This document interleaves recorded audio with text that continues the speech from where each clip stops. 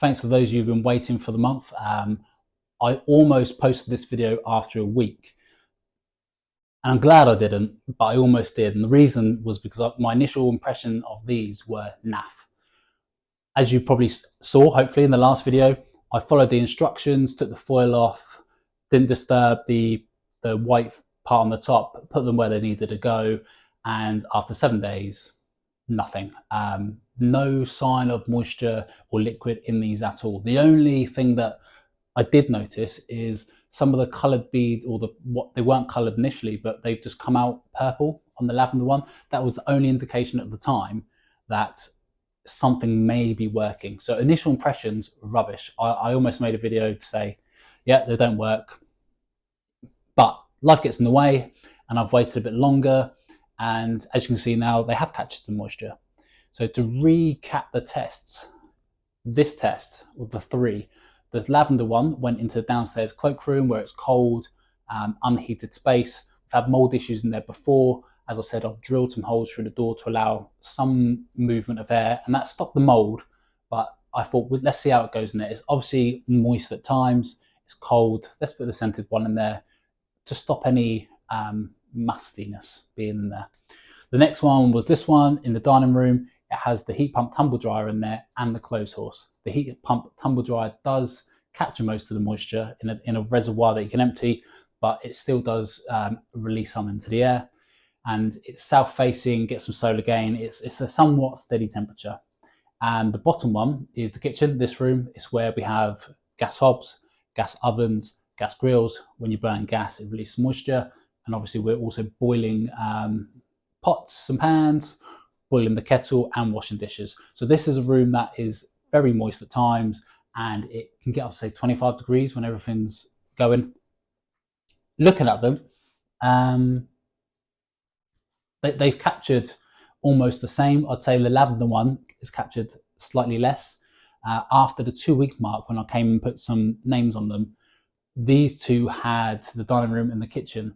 They had, the cloakroom in the kitchen, they had just under 1 centimetre of moisture captured at the bottom. So that's after 2 weeks. It's been an additional 2 weeks, and it's maybe captured maybe 50% more, maybe double-ish. Yeah, that's that. The second experiment was a head-to-head between the scented and the unscented. Both went on the cupboard, almost like right next to each other, a few inches apart, in the master bedroom. As you can see, they've probably captured a similar amount to the others. With again, I think the unscented one is edged out the scented one. The scented one was an extra 25% more in price. It was £1.25, whereas these worked out as £1 a unit when you bought 4 for £4. What's worse is the scented ones, to me, just don't smell at all. I can't smell them.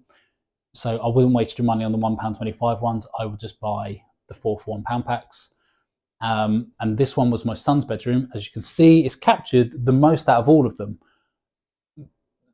My son's room, he breathes a lot, I guess. He gets quite hot under the covers when he's laying there. We have to put a fan on him to cool him down, otherwise he sweats like a maniac. So yeah, that's captured the most. I was meant to capture the peak absolute humidity in his room and compare it as time went on. So he had 12.69 grams per cubic meter the night before the experiment. I think the night before that was 12.64. The problem being, just after the experiment started, the weather turned and it stopped being wet. It turned dry. And then the last week or so, we've had sub-zero temperatures at night. So, I mean, it's not been consistently lower. It's been a mix, but it's kind of thrown off the test conditions. And then my son's also been waking up a bit earlier sometimes and coming into my bed to sleep with us. Oh, and also on his, he's got a shelf with some pictures on, which is where the thermometer has been, the hydrometer. That got knocked on the floor when my wife put his neon dinosaur light on there, and I don't know how long it was on the floor for. So the results for that have been unfortunately lost. But what I would say is these 6 together cost £6.50, 4 for £1, £1.25 each. And on the back here, it says these help eliminate damp, mildew, mould and condensation, helps prepare rooms for decorating, ideal for wardrobes, window sills, caravans and garages. Now, when I hear prepare rooms for decorating, I'm thinking you've had a room plastered, it's moist, and you need to air it out. Maybe in that application, they might work or help, shall we say. They'll aid capturing some moisture. But in all honesty, I just wouldn't waste your money, in my opinion. £6.50, if we're talking about the price cap on electric, you're looking at say 25p roughly per kilowatt hour. So this is easily 18 plus kilowatt hours worth of electricity you can consume instead. Now, don't get me wrong, dehumidifiers, there's some out there for £100. The one we bought was £300. And on day 6, when these hadn't consumed any moisture, there was condensation all on the windows. And so that evening, I ran the dehumidifier overnight to the morning. It wasn't quite 6 till 6, but let's say it was. That's 12 hours.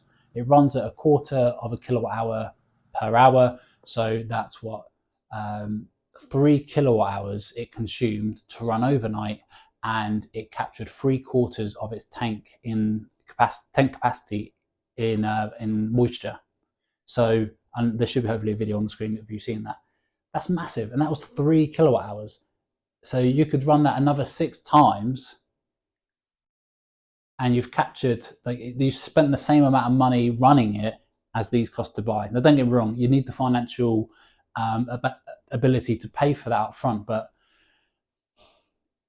depending on how long you're using these for, I'd consider getting a dehumidifier of some sort. I mean, we have the Miko Elite 1, which I can link down in the description. The 2's out, but yeah, these don't work for dehumidifying your entire house. Where they may work, I've seen some people mention this, is when they're putting storage boxes away in those tubs. If you put one of these in there, they kind of act like a large silica packet. Do you know what you get in your shoes? The reason they're in your shoes, those little packets that you're not meant to eat, put in the bin away from children, is because they suck up the moisture. These work in the same way. So if you put it in somewhere that's a confined space, which maybe it's why I might work in wardrobes, that could be a good use for these. But yeah, I haven't got on with these. Let's say that. Let me know. I mean, I'll put these back in their original locations. Let me know in the comments if you want to see me put these somewhere else, and I can feedback afterwards. I can move this one to my son's windowsill maybe. I can put the others somewhere else. Just let me know. And also let me know if you think, if you've experienced different, if you had a different experience with these Asda dehumidifiers, that Asda own brand ones. Let me know. If you think these are defective, I could be tempted to buy another one, like just to see if it works. Or if you really want me to try a different dehumidifier, again, let me know. That's pretty much it. Cheers. A thumbs down.